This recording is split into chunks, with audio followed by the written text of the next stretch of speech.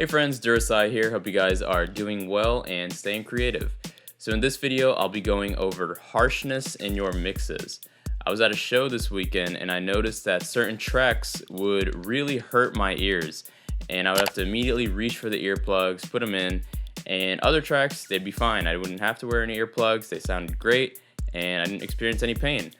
And the reason for this is that we are sensitive to certain frequency bands, or should I say we're extra sensitive to certain frequency bands. And this comes from an evolutionary perspective where we have to be sensitive to certain frequencies, like a baby's crying and stuff like that, so we don't get, so we can continue the human race or whatever. But when it translates to music, this can be painful and not pleasant if we don't properly control those frequencies. So in this video, I'll be showing you which frequencies to pay attention to and how you can control them. So let's get into it. So the main frequency we want to pay attention to is around 2 kilohertz.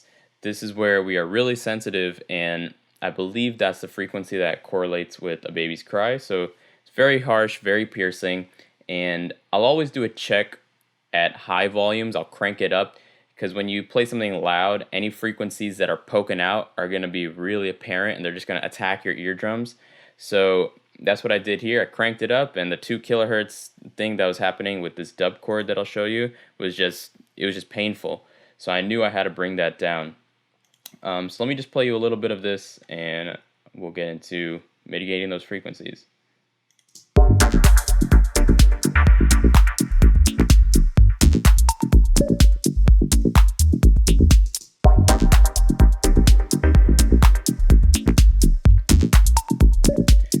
Filter kind of gets it's being modulated as the dub chord plays, but certain times when the filter opens up, then you really hear the 2 kilohertz frequency band, 2K and up.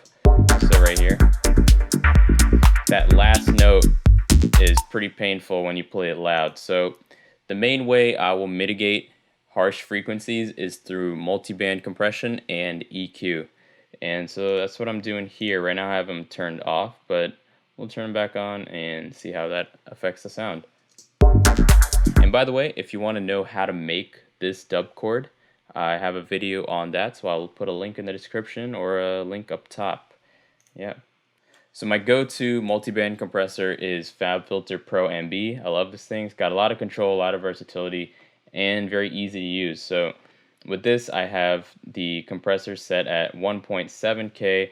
It's just a very narrow band compressor because I just want to target that one frequency, and it's mainly with this last note that the dub chord plays. As you can see with that last note, that's where it's doing the most amount of gain reduction here.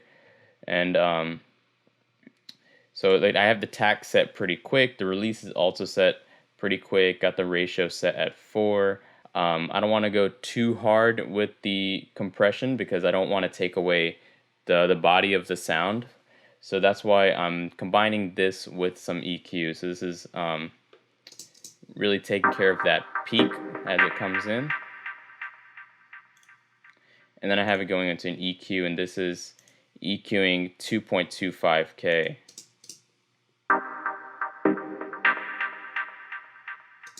Personally, I like to use a combination of the multiband compressor and the EQ, not just one or the other, because the multiband is dynamically reacting to the sound, and so the EQ is a static gain reduction just at your target frequency, in this case 2.2K, and a combination of that, to me at least, sounds the best and doesn't remove too much of the other sounds that you want.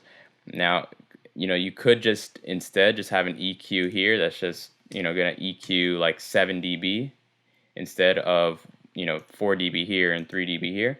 But, the sounds that I'm playing aren't static sounds. Each note of the dub chord is a little bit different. So when the filter is more closed, I don't really need I don't need such a heavy gain reduction on the harsh frequencies. I only need it when the filter opens up. That's why we have the multiband for the dynamic sort of equalization. It's not EQing, it's compression, but we can think of it almost like a dynamic EQ. And then we have the actual EQ, which is doing a static gain reduction. A lot of times I'll also add a multi-band compressor or an EQ at 2K for claps and snares as well. Because if you've been to a club or shows, you know exactly what I'm talking about, where some claps, they just feel like they're putting like a needle in your ear or punching you in the face, because it's just so loud. The transient is so snappy, and that in combination with the fact there's a lot of high frequency content, it could really hurt your ears. So yeah, that's something I'll do as well. Just a little notch at 2K for the claps. Now, the next frequency band that I like to pay attention to is around 8 to 9 kilohertz. And this is something that on a lot of modern tracks, you'll see a bump around that region. So if I go, even on this track, if I go here, see this? You got this little bump at around 8 to 9K. And this is all really just coming from the hi-hats. A lot of modern day tracks have this, like tech house, techno. You'll see that bump. But, and you know, that's not necessarily a bad thing. But if you're trying to go for that vinyl sound, then you're going to want to reduce some of the high frequencies, because vinyl, a record can't take that much high frequency content, because the cutting needle that's creating the record is going to burn out if there's too much high frequencies. So that's why records have that more warmer, mid-rangey sound, because there's less highs, less lows, and you're getting that nice warmth in the mids. And so the way I would mitigate that is same thing, multi-band compressor and some EQ. So I have this de-esser on my hat bus, and a de-esser is just a type of multi-band compressor. So on this, I have the de-esser setting is just on the default setting, which is it is going to compress everything above 5.5K. That's what this target frequency thing is here. You can select some things. You can do a band pass or a high pass. So with the way I have it set up with the high pass, everything above 5K is going to be compressed. If I have it on a band pass, then it's going to be targeted on the 5.5K region. But I want everything above 5K. So let me just play these hats. So I'm only doing like 3 dB of compression at most, and that's just when certain hats come in that are much louder. And this is not only going to reduce some of the harshness, but it's also going to help soften some of those peaks, and that's going to help make your final mix a little bit cleaner as well. Now, you don't have to use one of these plugins. You can also use, you know, just a compressor. So if you don't have FabFilter Pro MB, or if you don't have a de-esser, you're in luck, because you can just use Ableton. So what I'll do here is turn this off. You can just use a compressor and use the EQ to say which frequencies you want to compress. So I can have it on the same settings here. So just do like 5.5K.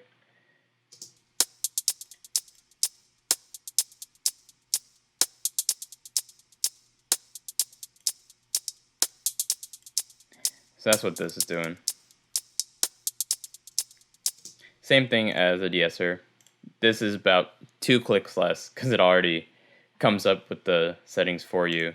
And here you have to do a couple more clicks. Not really a big deal. And then I have an EQ on the master drum bus.